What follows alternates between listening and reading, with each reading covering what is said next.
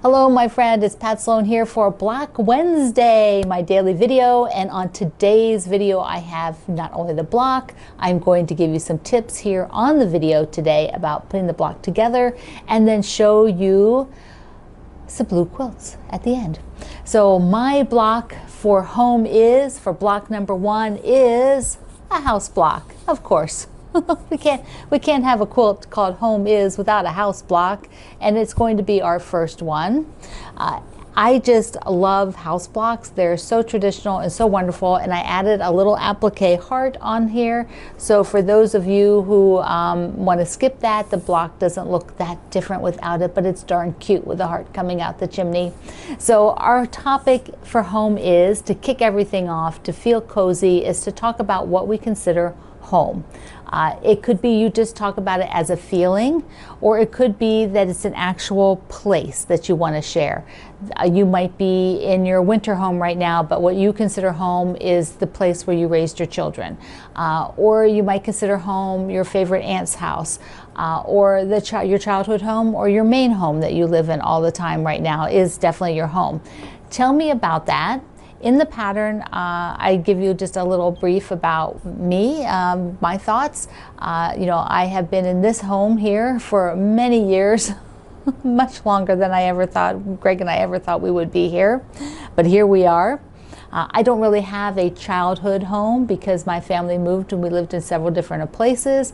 They were mostly apartments until the last place we had in Belgium, we rented a house, and that would feel the most like home was the last 4 years that I lived with my parents, and then that house. That's when I think back, it's like, and maybe it's because it's my last memories of being with my parents and my brothers. So, those are good, cozy, warm feelings about that particular location. And now my home is here in Virginia.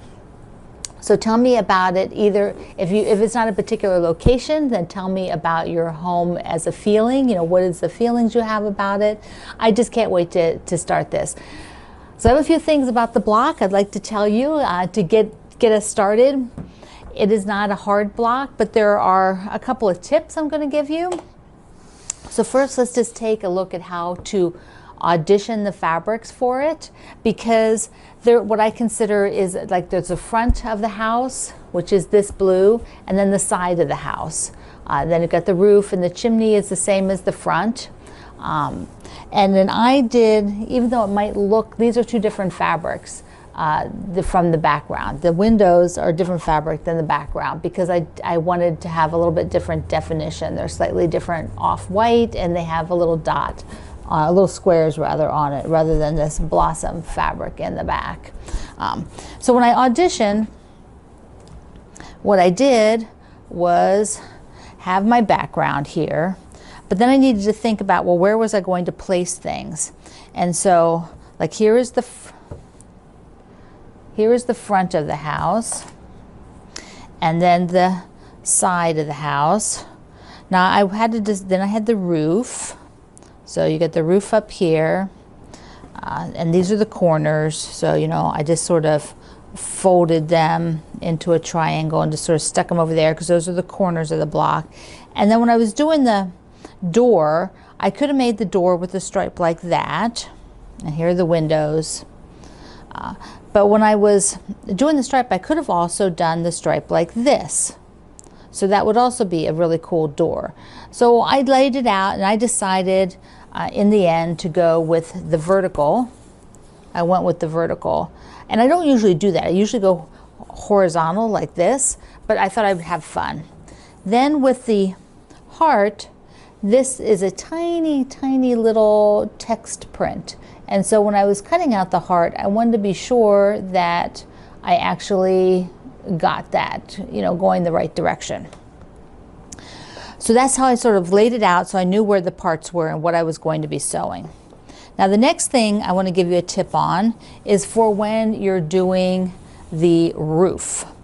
Now I used this fabric. Let's just come in here, and I have a pop-up here that I'll pop up a picture so you can get to see what I was doing. But the roof, this pattern here is directional, and I first laid the ruler down. it was more cockeyed. So what I wanted to do was really straighten that up so the ruler would go right across the fabric and make a line so that I wasn't sort of, you know, off to the edge and have the roof kind of slanting, or, you know, that could look really good if you were doing it more like on point or really slanted down, but it depends on the fabric you have whether that really looks good or not. So I cut that. Now there's another little tip I have. Here, let me get this, because when you're trimming, this is a trimming tip, because you have some strips here. Let me just come up here. Well, from the background, I cut from my bigger piece of background fabric, I cut a 2.5 inch strip, and then I cut some, you know, a couple of these, and then a 3-inch strip, because ultimately there will be more times where you need a 3-inch or 2.5 from the background in all of the blocks. So rather than just cutting a single square out of my fabric or 3 squares, I went ahead and cut the strip, and then I'm using these alphabetties. That's what these numbers are. See, this is 2.5, so I have to have 2 and a 5. And then I put the Wonder Clip so that these can all go in the project bag with the block and the fabrics, so that I can just reuse from here. Now when I am cutting strips, one tip that I have is if I've got a little bit to cut off on the end, like from a strip like that, and I want to be sure that I'm straight, I put the ruler right on top of the shape and then slide it down. And here's what I mean. I will also put a little picture up there. But what I'm doing is being sure that I have, if I want to cut this as a 3-inch strip, whoops, I'm sorry, I'm on the back side. I have to turn this upside down to me. Okay, so if I've got the 3-inch over here, that's the 3-inch line, so I want to cut this 3 inches long. Rather than, let me flip it over. Rather than doing it right at the top edge like this, where I'm trying to line up right along the top edge, I always find, like, because of if you wear glasses or how you're standing and looking, you might be shifted a little bit. So what I do is I pull it down to the next line that goes straight across, put that line on the top of the fabric, line it up, and then now I can come and cut this as a 3-inch strip. It's still the same amount. I don't care about this number going this way, down this side. This gives me a lot of stability, and I'm not sort of juggling it out on the edge. And I think that's a really big tip, that if you've never tried that, this would be a good project that you could try it on. Now you're also going to have, when you do the roof, I have a little pop-up here for how to peek at the intersection, that when you sew this strip here to the bottom of the house. Take a look at this photo, so you can see that I can just peek there, and I get a pin stuck in there, so I know that I'm coming right where I want to be, and I'm not shifted to one side a little bit. Also, when you cut you do sew and flip for this corner and this corner of the house, sew and flip, you're going to end up with these little triangles left. And so what I do is I just go ahead and sew those up just as a feeder, so like I'm starting and stopping some piecing. I will just sew these up, and then I put them in my bin of fabrics, bin of blocks that, you know, I haven't used. And I will keep these for this project because there might be a place I tuck them in somewhere. You never know.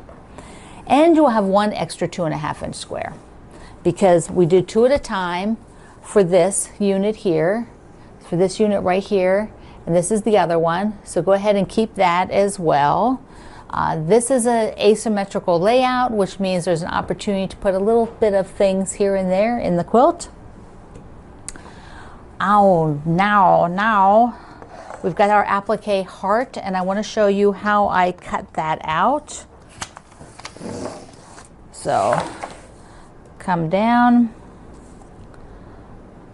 And I'm using Heat and Bond Light. That's what this is, Heat and Bond Light. I've used it for, probably 30 years, very successfully. Most people have the most success with this product. It's very consistent. So I'm tracing the heart.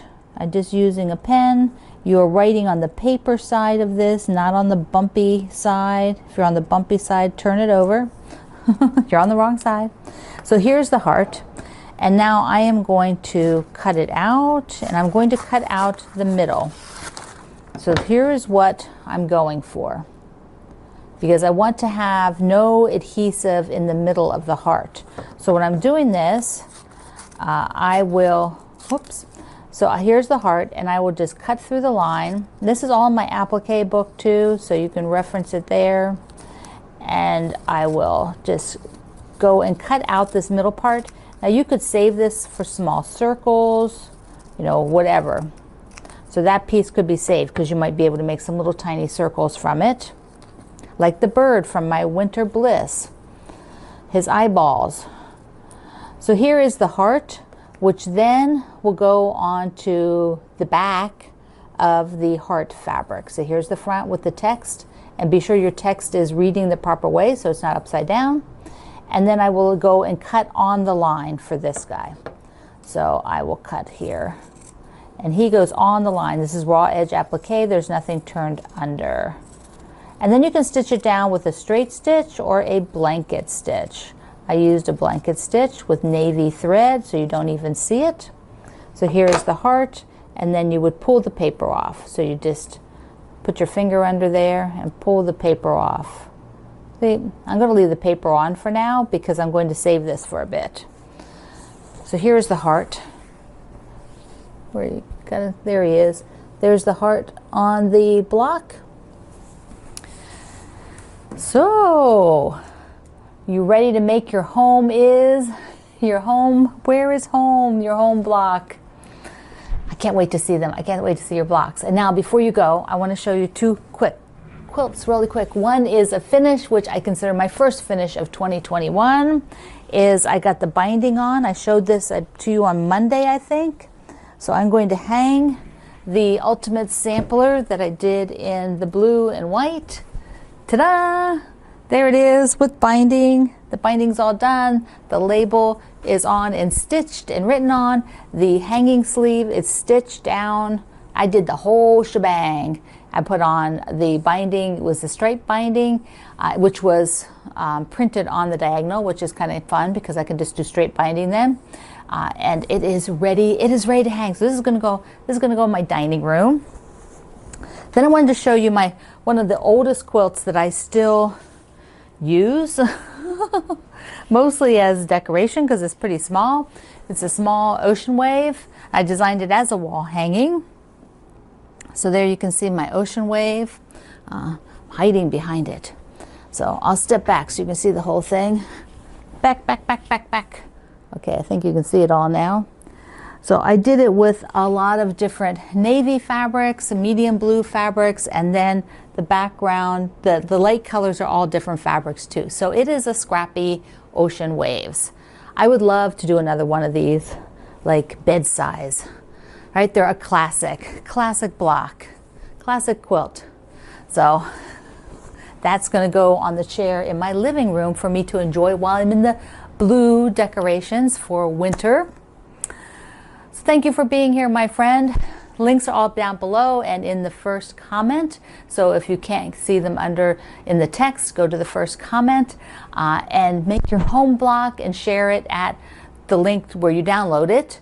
At the bottom of that is a sharing place for photos, and share it over at my Facebook group. So I love you. Mwah. I will see you online.